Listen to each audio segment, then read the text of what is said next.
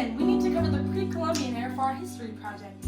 This means everything about the Americas before Columbus arrived in 1942. Exactly. It's easy to forget how much history there was before the Europeans arrived. We're talking about 1,000 years of development, diverse cultures, and specific societies. So like way more than just TVs and buffalo.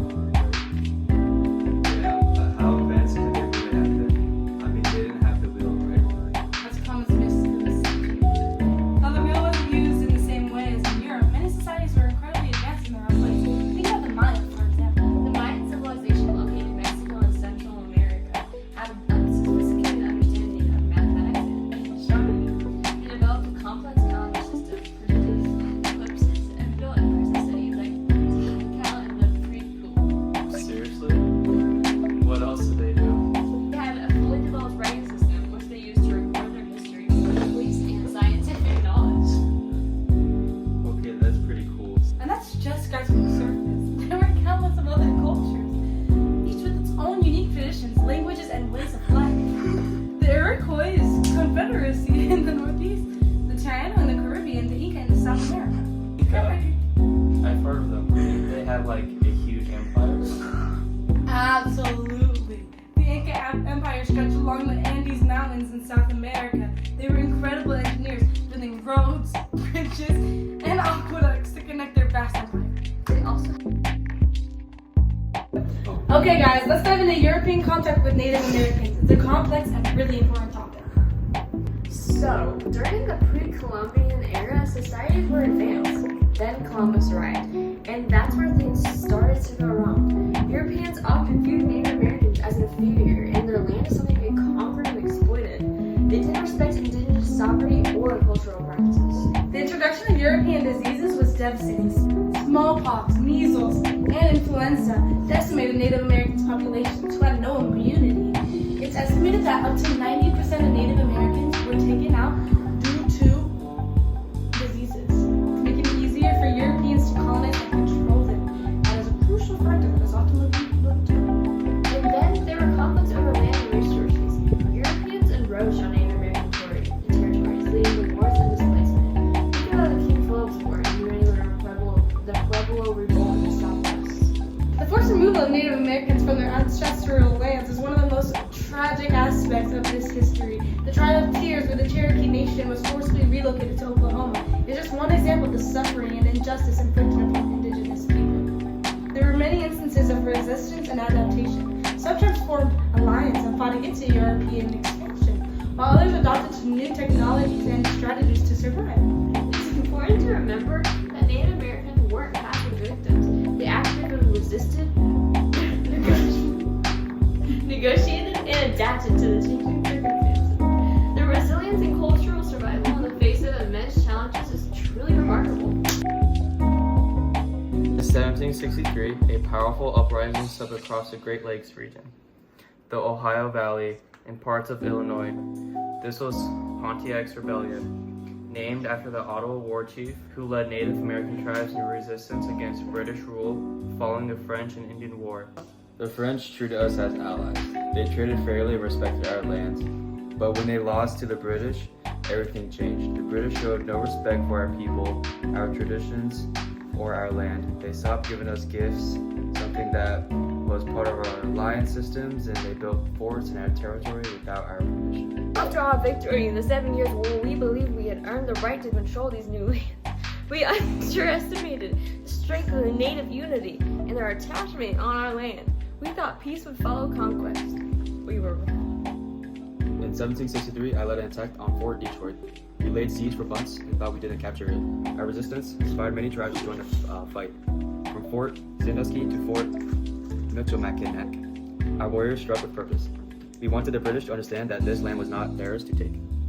Eventually, the British realized they couldn't maintain peace without addressing Native concerns. In October 1763, King George III issued the Proclamation of 1763 forbidding colonial settlement west of the Appalachian Mountains. It was meant to ease tensions, but also angered colonists, planting seeds of rebellion of their own. By 1766, I signed a peace treaty, but I never surrendered our cause. We fought to defend our people, our land, and our way of life. Pontiac's rebellion was more than a conflict. It was a turning point, a clash of empires, cultures, and visions for the future of North America. And his legacy echoes through American history. Hey guys, sorry I'm late. Ready to tackle this Cherokee case? No problem, Avery. We've just been doing some preliminary readings. So, Cherokee Nation versus Georgia, 1831. Cherokee Nation was trying to stop Georgia from taking their land, right? They sued Georgia, but the Supreme Court didn't really rule in their favor. Didn't really rule in favor is an understatement. The court basically said they couldn't even hear the case. Chief Justice John Marshall said the Cherokee Nation wasn't a foreign nation in the eyes of the U.S. Constitution, so they didn't have right to sue the federal court. Exactly. Marshall came up with this concept of domestic dependent nations. It's like the Cherokee Nation was in this weird in-between space, not a state, not a foreign nation, but something under the protection or arguably control of the U.S. government. From a legal standpoint, Marshall was trying to walk the tightrope. If he ruled in favor of the Cherokee, he could have been directly challenging Georgia and President Jackson. And Jackson was pretty clear that he wasn't going to enforce any ruling that protected Native American land. It's about the balance of power. The Supreme Court doesn't have any army to enforce its decisions. It relies on the executive branch. Marshall knew that if Jackson ignored the ruling, it would have weakened the court's authority. Marshall acknowledged that the Cherokee had a right to their land in Worcester versus Georgia, a later case. Basically said that Georgia's laws didn't apply to Cherokee territory, but Jackson still refused to enforce them. Cherokee Nation versus Georgia case was a pivotal moment where the Supreme Court denied the Cherokee Nation the right to sue in the federal court, labeling them as a domestic dependent nation. This decision, while attempting to navigate the political landscape with President Jackson, ultimately undermined Cherokee sovereignty and paved the way for the further injustices like the Trail of Tears. Year 1876. While America celebrates its centennial, tensions erupting in the West. The U.S. government, hungry for land and resources, had violated treaties with the native tribes. It is the discovery of gold in the Black Hills of South Dakota, a secret area for the Lakota. Sioux ignites a crisis, which follows one of the most iconic clashes in American history, the Battle of Little Bighorn. We had already been forced off so much of our land. The Black Hills were scared. Given to us in the Treaty of Fort Laramie in 1868, but when gold was found there, miners flooded in. The government offered to buy the land. We refused. You cannot sell the heart of the earth. I was sent to locate and subdue the hostile tribes that had left their reservations. My orders were clear. We didn't expect to face such a large force. Intelligence told us there were a few hundred warriors. We had no idea that Sitting Bull, Crazy Horse, and other leaders had gathered thousands in defiance. They were resisting food relocation to reservations. The U.S. saw their defiance as a threat that had to be crushed and underestimated their own strength. On June 25, 1876, Custer divided his force of over 600 men into three groups. He believed a swift attack would surprise the native camp. Instead, his detachment of 210 men was surrounded by an overwhelming force of warriors. Before the battle, I had a vision during a sun dance. Soldiers falling into our camp like grasshoppers from the sky. I knew a fight was coming. I did not fight with weapons that day, but I prayed and helped our people believe. It was Crazy Horse who led the charge, fierce and fearless. We were outnumbered, outmaneuvered, and surrounded. I ordered a final stand on a nearby ridge. We fought to the last man. None of my detachment survived. The Battle of Little Bighorn reminds us that history is not just about winners and losers. It's about people fighting for the land, their beliefs, and their future. Welcome, everyone. Today we explore one of the most consequential and controversial pieces of legislation in American history. The Dawes Act of 1887 passed during a time of westward expansion, culture, assimilation. This act forever altered the lives of Native Americans. I am Senator Henry Dawes of Massachusetts. In 1887, we passed the General Allotment Act, known today as the Dawes Act. Our aim was clear: to help Native Americans integrate into American society by encouraging individual land ownership. We believe this would civilize and uplift them, just as it uplifted millions of Americans before. You called it help, we called it betrayal. Before the Dawes Act, our land was held in common, shared among our tribes, as our ancestors had done for generations. But your law divided our land into allotments, 160 acres per family, 80 per single adult. The rest, millions of acres, were declared surplus and sold to white settlers. We lost not only our land, but our way of life. That's right. Over 90 million acres of native-held land were lost between 1887 and 1934. What was presented as a gift was actually a tool of assimilation and dispossession. The U.S. government used the Dawes Act to weaken tribal sovereignty and break up communal structures. Native children were sent back to boarding schools to kill the Indian and save the man. The effects were devastating. By 1930, the Native American population had plummeted and poverty was widespread. Perhaps our vision was too narrow. We saw the Native people not as they were, but as we wanted them to be. Farmers, property owners, Christians. We ignored their traditions, their values, and their deep connection to the land. It wasn't until 1934, with the Indian Reorganization Act, that the U.S. began reversing some of the damage. But the legacy of the Dawes Act lingers. Generational trauma, land loss, and legal battles over tribal sovereignty continue even today. Learn from the past so that history doesn't repeat itself. Welcome everyone. Today we are taking a close look at the American Indian Movement, or AIM, founded in 1968.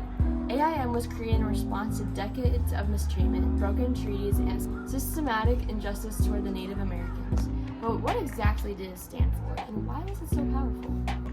To understand AIM, you need to step back to the 1960s. Native Americans were dealing with poverty, police brutality, and government neglect. Urban relocation policies moved thousands of reservations into cities where they faced discrimination and unemployment. In response, a group of Native activists like Dennis Banks, Clyde Belcourt, and George Mitchell formed AIM in Minneapolis. We weren't just protesting, we were protecting. In the beginning, we patrolled streets to prevent police harassment. But AIM quickly grew into a national movement. We occupied Alcatraz in 1969, demanding the island be returned to Native people. We marched on Washington in the 1972 Trail of Broken Treaties. In 1973, we took a stand at Wounded Knee, South Dakota, for 71 days to call out corruption in tribal leadership and demand justice for Native communities. For people my age, AIM is history, but it's also fuel. The stories from Wounded Knee and Alcatraz are our inspiration. AIM showed that Native voices deserve power and respect. We still deal with high suicide rates, land issues, and cultural air short. But AIM lit the fire that pushes us to keep fighting for sovereignty, representation, and for our future. We wanted dignity, truth, and the return of what was stolen. AIM wasn't perfect, but it was necessary, and it still is. The Native Today we'll be exploring a crucial Supreme Court case that shaped tribal sovereignty in the gaming industry as we know it. California versus Cabazon Band of Mission Indians, decided in 1987. This case raised essential questions about the extent of state power over tribal lands, especially when it came to economic development through gambling. To set the stage, by the 1980s, the Cabazon Band and the Morongo Band of Mission Indians in California were operating bingo halls and card games on their reservations. These operations were legal under tribal law, but California wanted to regulate them under state law, claiming they violated state gambling restrictions. But here's the legal tension. Under Public Law 280, some states, including California, were given jurisdiction over criminal law enforcement on reservations. Our position was clear. We are a sovereign nation. We were using bingo and gaming not for vice but for economic independence. Our tribe was small with high poverty rates and limited infrastructure. Gaming was a legal way for us to raise revenue, provide jobs, and support our people without depending on the federal government. From California's standpoint, the issue was about uniformity in public policy. The state didn't allow large-scale, for-profit bingo halls for anyone else. Allowing tribes to run them freely, the state argued, would undermine state laws and open the door to unregulated gambling. California believed they had the authority under Public Law 280 to impose at least some control, especially to prevent potential criminal activity or unfair gaming practices. The Supreme Court ultimately sided with the Cabazon ban, ruling 6-3. The key distinction the court made was between criminal/prohibitory laws, which states can enforce on tribal land, and civil regulatory laws, which they generally can't. Since California allowed some gambling and merely regulated it, the court said its laws were regulatory, not prohibitory. Therefore, the state had no authority to impose them on the tribe. That ruling was a victory not just for us, but for all Native nations. This paved the way for the Indian Gaming Regulatory Act in 1988, which created a federal framework for the tribal gaming operations and helped tribes across the country build casinos and resorts. It affirmed tribal sovereignty, sparked a multi-billion-dollar gaming industry, and clarified the limits of state power on reservations. Welcome everyone. Today we will be exploring Atkinson Trading Co. versus Shirley, a 2001 U.S. Supreme Court case that dealt with tribal sovereignty, taxation, and jurisdiction on Native American lands. Let's start with some background. The case arose when the Navajo Nation imposed a hotel occupancy tax on non-Native businesses operating within its reservation. Atkinson Trading Company, which owned a hotel within the reservation boundaries but on private land, called the fee land, challenged the tax. They argued that Navajo Nation lacked the authority to impose taxes on non-members on the non-tribal land. Exactly. Our hotel was located within the Navajo reservation. Yes, but the land has been privately owned since before the reservation boundaries were expanded. We believe the tax was overreach, plain and simple. From the Navajo Nation's perspective, the hotel directly benefited from tribal infrastructure, roads, law enforcement, even emergency services. More importantly, it profited off tourism to tribal lands. Imposing a modest hotel tax was a way to support our community and exercise our sovereign authority. The core question was whether a tribal government can impose taxes on non-members doing business on non-tribal fee land within reservation boundaries. Under the Montana versus United States precedent, tribes generally lack civil authority over non-members on non-tribal land, unless the activity threatens the tribe's political integrity, economic security, or health and welfare. We argue that simply running a hotel didn't meet that high bar. We weren't harming the tribe's integrity or security, we were just running a business. But from our view, the presence of the hotel affected our community. The tourism it drew impacted our roads, increased demand for police, and contributed to cultural exploitation. We felt that made the tax justifiable under the Montana expectations. The Supreme Court, in the anonymous decision, sided with Atkinson Trading Company. It held that Navajo Nation could not impose the tax. The court emphasized that civil authority over non-members on fee land was limited. ICWA was enacted in 1978 to address the alarming rate at which Native American children were being removed from their families and placed in non-Native homes. The law establishes standards for the placement of Native children in foster or adoptive homes, prioritizing their connection to their tribal communities.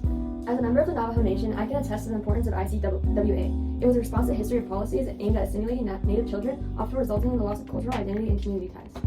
The case originated when the Rackines, a non-Native couple, sought to adopt a Native child. Their efforts were challenged by the child's tribe under ICWA provisions, leading to a legal battle and questioned the constitutionality of the act. The plaintiffs argued that ICWA overstepped federal authority and infringed upon state powers, citing the 10th Amendment. They also raised concerns about the equal protection, suggesting that the law imposed racial classifications. However, the Supreme Court upheld ICWA in a 7-2 decision, affirming that Congress has the authority to legislate in matters concerning Native tribes under the Indian Commerce Clause and the Treaty Clause.